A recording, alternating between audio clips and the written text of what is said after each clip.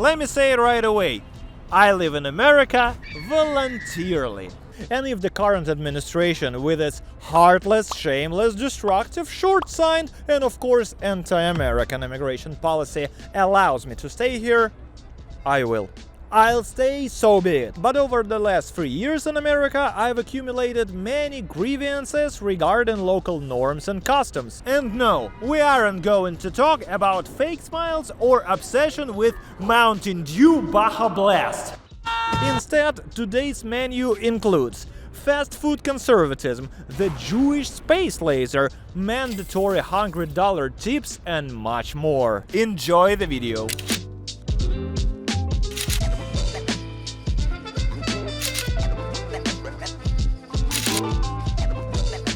The most common stereotype about American tourists is how loud they are. And after 3 years in America, and not just America, but in its worst place from a noise perspective, New York City, I can say that the problem is even more serious than it seems at first glance. When I first moved here, the ambulances immediately seemed way too loud for me, and later several dates in quite expensive and decent restaurants were ruined because it was impossible to hold a conversation due to the noise level. Later, I repeatedly witnessed Americans, even in establishments that imply constant dialogue, turning the music so loud that they were ultimately forced to scream.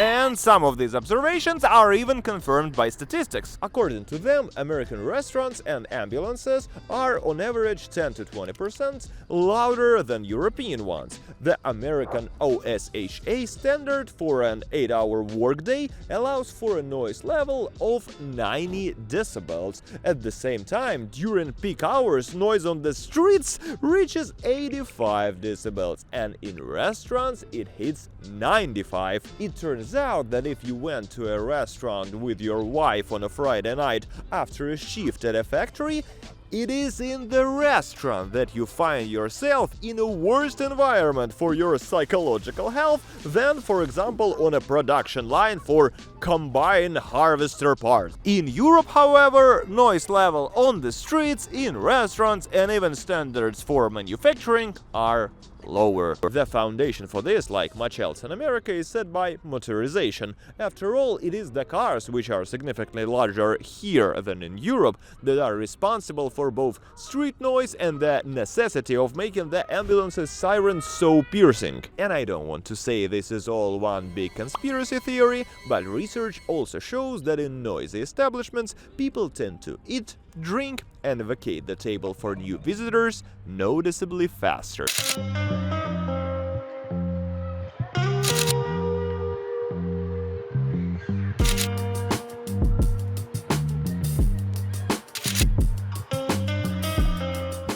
This peculiarity also gave me no peace during my first year of living here. And understand me correctly, the product diversity, cultural diversity, and overall variety of any product or service in America is at the highest level. The point is specifically about how Americans relate to something new. During my life here, I've learned about the existence of several dozen new types of fast food, but frankly speaking, I haven't tried a single new dish for myself on them. Despite the huge variety of competing brands, each with its own ideology and fan base, they sell almost the same thing. American leftists love to explain it as an illusion of choice in late-stage capitalism, saying that in reality everything was monopolized long ago and you were offered the same poison in different color wrappers. But I get the feeling that Americans themselves are conservative in domestic matters, regardless of their political views. For example, I'm not at all sure if my grandmother ever tried McDonald's,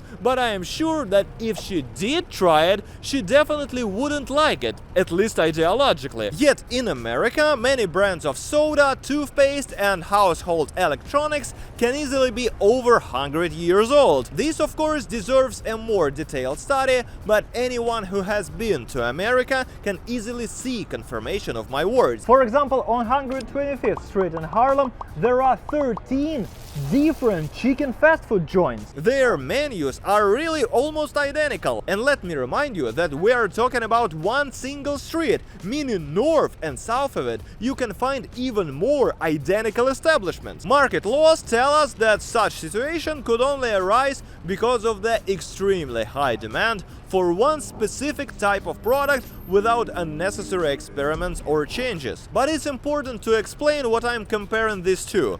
Only after living in America did I realize how much people in Russia love everything new and exotic.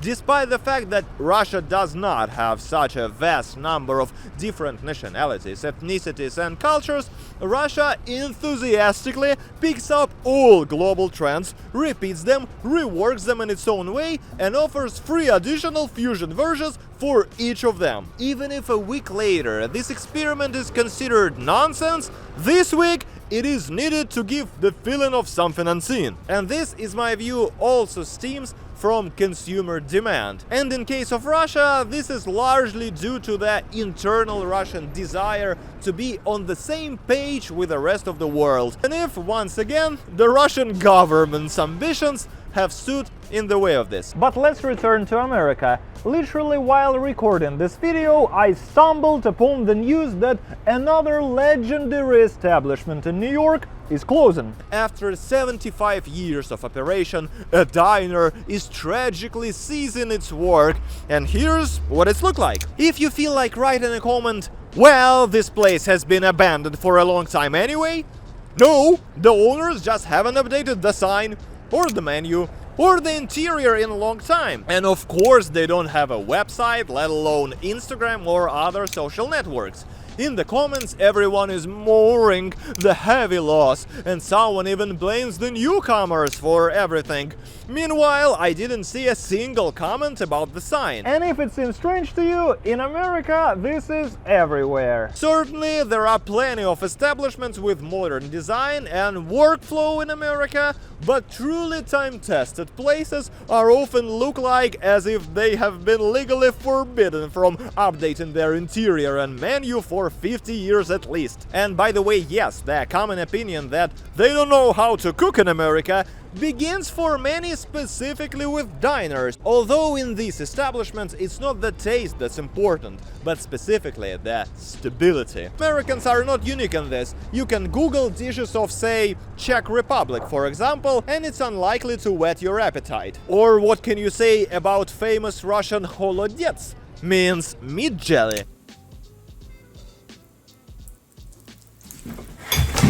Many dishes continue to live in the name of tradition and nostalgia, and for many Americans, burgers and nuggets are what they were fed in school, at camp, or in the army or university cafeteria. Even more contributing to this is American mobility. Moving to another state is a common thing here, and often implies a complete change of surroundings, climate, social circle, and much more, but at least McDonald's, Starbucks, and Dunkin' Donuts will always be exactly the same as they were at home. Speaking of which, it is specifically to the phenomenon of unappetizing tradition that I would attribute the fries at the legendary In-N-Out chain. It only exists on the west coast of USA, and even many Americans have never tried the food from there, but have only heard the legends that these are the most true burgers in the world. I tried In-N-Out several times, and while the burgers there,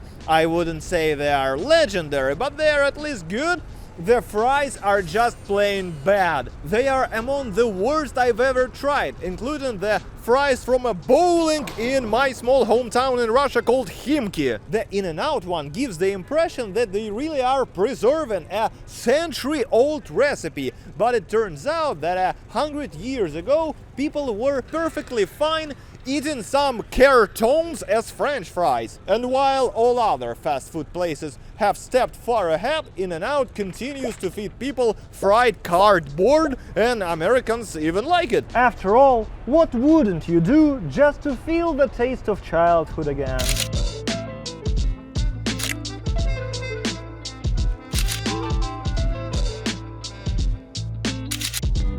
In this video, the points go in order of increasing problem complexity, and this American cringe is probably known to you from videos where Americans cannot answer basic geography questions. And this really is connected to the American education. Teachings of history, geography and social studies prioritize the US. The rest of the world is more of an add-on. In 2002, when the USA was already in war in Afghanistan, only 17% of young Americans could find this country on a map of the world. At the same time, 11% from the same group could not find the USA itself. In 2024, the situation has changed insignificantly. For the average resident of Ohio, events in Gaza Strip or Taiwan mean less than a new property tax law in his country. For the sake of fairness, I will note that all the Americans with whom I regularly communicate are very well informed about the world around them and know geography better than I do. But even they still have that American view on things. Like most residents of Russia, most residents of America have never left the borders of their home country, and this affects both these countries negatively. For us, the newcomers, this is most noticeable. For example, the New York subway is hilariously undercleaned. That is, yes, it is also outdated, poorly organized and insufficiently safe, but those are debatable issues. But I, for example, lived for some time on 59th and Lexington, the exact station Animal escaped to in the movie Madagascar. And there, a stalactite of dirt has accumulated on the stairs. That is, it had been dripping and no one had cleaned it long enough for it to turn into whole, healthy dirt icicle. And that, in my opinion, is non-debatable. Yes, for many, including me, expectations of how dirty New York City is were greatly exaggerated. The first impression was, come on, it's not that bad. But the point is not general level of pollution, but the perception of what normal level of cleanness is in one of the most expensive cities in the world. One can describe the situation with American healthcare, the car dealership industry, the state of infrastructure, the electoral system, and of course, the measurement system in feet, gallons, cubits, fingers, tukeriks, mugeriks, pukeriks, blah. And it would be fair to say that American propaganda is responsible for the worldview in which most Americans are not bothered by all of that. I will probably make a separate video about propaganda, but in this one I'll mention that Americans discovering American propaganda in their own heads is a whole genre of video on the internet. Imagine that you have used the word socialist as a slur your whole life, and then it turns out that in other countries there isn't mass bankruptcy over medical bills, in these numbers at least, and school shootings are several times less common, as are Christian nationalists, and with all that, they don't live under Soviet dictatorship. What a brave new world! The poverty of Americans' knowledge about the rest of the world can be seen most clearly in the speeches of local politicians, because in their case, it's not just one person talking nonsense, it's one person talking nonsense and hundreds of thousands of people being okay with that. For example, Reagan once said, "I learned a lot, because that's why I went there. I didn't go with some plan for the Americas or anything like that. I went to learn their views. And you know, you'll be surprised. They're all individual countries." If you look at the quote in context, he is actually trying to draw attention to the differences in positions and interests of different Latin American countries.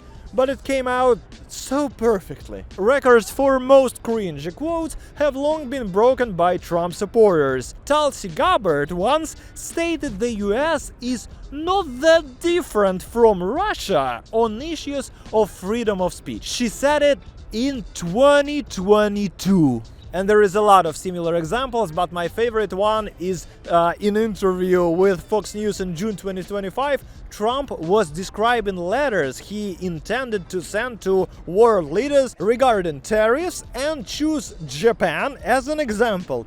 He said literally, "Here, Mr. Japan, here's the deal. You will pay a 25% tariff on your cars." Dear Mr. Japan, here's the story. And what I have listed are striking but not unique examples.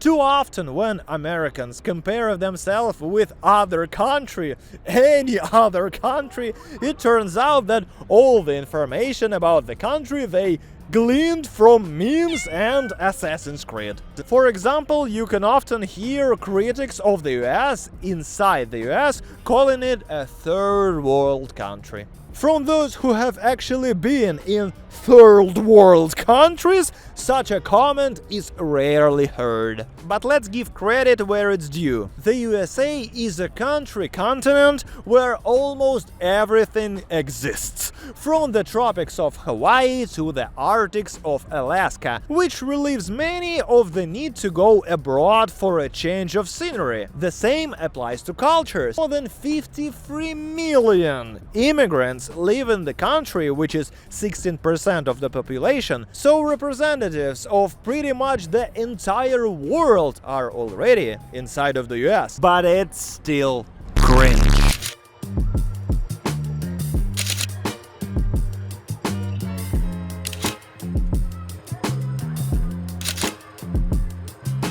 Yeah, the lefty has run wild. But let's not oversimplify. America definitely owes many of its achievements to capitalism. And Silicon Valley is probably the best thing America gives to the world. But it's hard not to notice that capitalism in the States does not always work in the interest of ordinary people. The most obvious example have already been named. The medical system and car dealers in the USA are state-scale scam, and few would dare to argue with that. But unfortunately, this is far from the last example of such thing in America. In a video about its annoying feature, the tipping culture could not fail to appear. Now, after dining in a restaurant, you will be offered to leave at minimum 18%, 20 being average, and 25 being a solid thank you. Yes, you can leave less, but the system implies that in such a case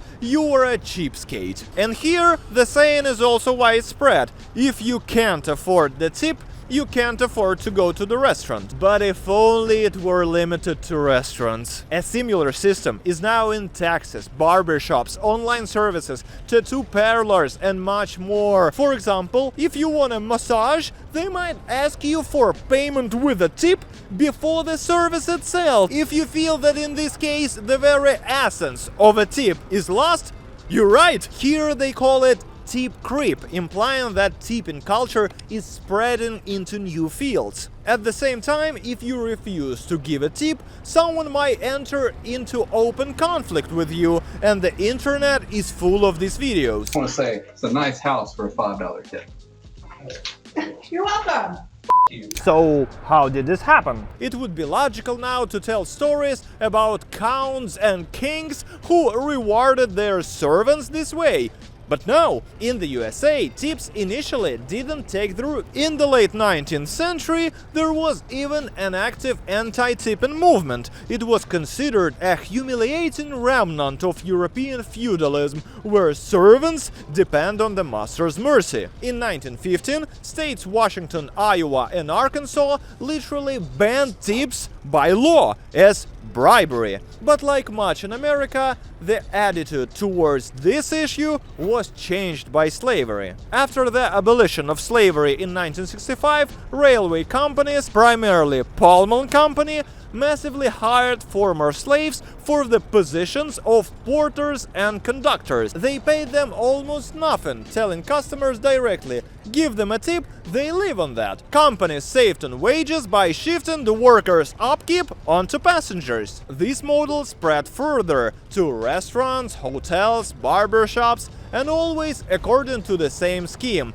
the employer pays less, the customers makes up the difference with a tip. Lobbyism joined in here as well. In 1930s, restaurants massively lobbied the government, seeking the right to pay waiters below the minimum wage, arguing that they would get tips anyway. In 1938, this was fixed legislatively. A separate category of tipped workers appeared with a lower minimum. This norm persists to this day. Tipped workers not only received lower fixed salary, but are also limited in benefits such as insurance. By refusing to give a tip, you're essentially depriving an already socially unprotected person of their salary. And of course, such system is most profitable for the business. By the way, in America, a restaurant where you leave $200 for dinner might well not have a reservation system, only a walk-in line. And people in expensive outfits on their important date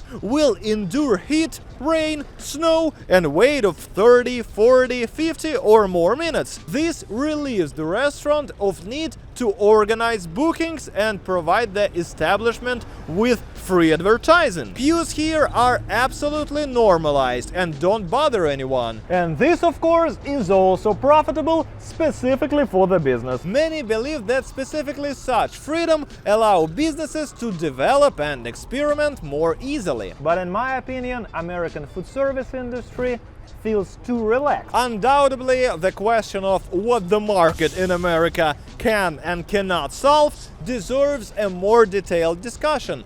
And you can be sure we will return to this question many more times on this channel. So please subscribe.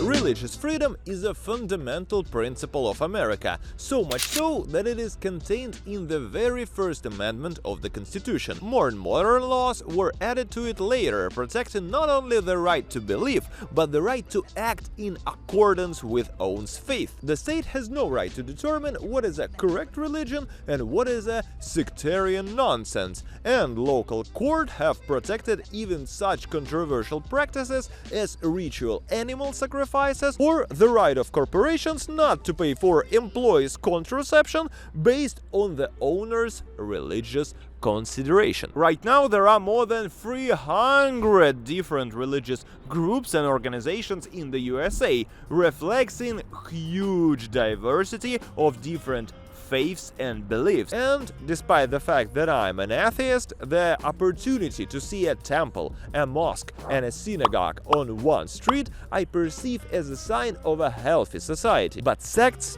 I perceive as a sign of exactly the opposite. Of course, one can argue for a long time about the difference between a religion and a sect, but here are a couple of stories for an understanding of the scale of the problem. In American English, there is an expression to drink the Kool-Aid. This is said about a person who has blindly accepted someone else's ideology, stopped asking questions, and simply believed it. It appeared after November 1978, when in the jungles of Guyana, more than 900 members of the People's Temple sect died after drinking a poisoned drink at the order of their leader. His name was Jim Jones. Almost all of them were Americans. People who at some point voluntarily left the USA following their pastor to another continent. And the fact that this became a common phrase for all occasions, from corporate meetings to presidential debates, says a lot about the role of sects in modern-day America. In 2018,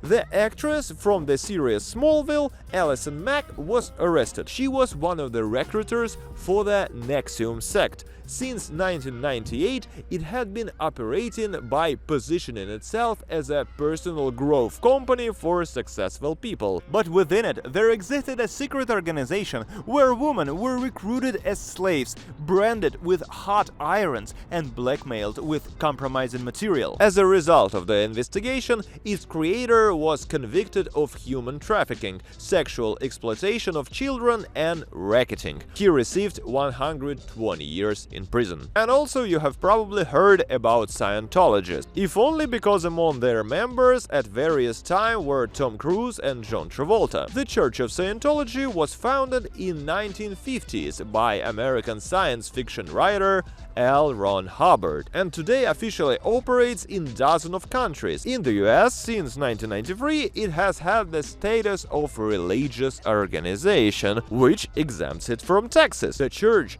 literally beat this status out through a multi-year war with the tax service, including thousands of lawsuits against IRS employees personally. It was through tax breaks and legal aggression that Scientologists built one of the most protected institutional structures among all religious organizations in the country. Former members describe a rigid hierarchy, the practice of isolation from a family, and a system of auditing, which means session during which a person reveals personal secrets, which then, according to the testimonies of defectors, can be used against them. And there are, unfortunately, very many such examples, both in American history and modern-day America. In my view, the most destructive consequences of this is the general loyalty of Americans, even to bluntly inadequate belief. A glaring example of this is Marjorie Taylor Greene,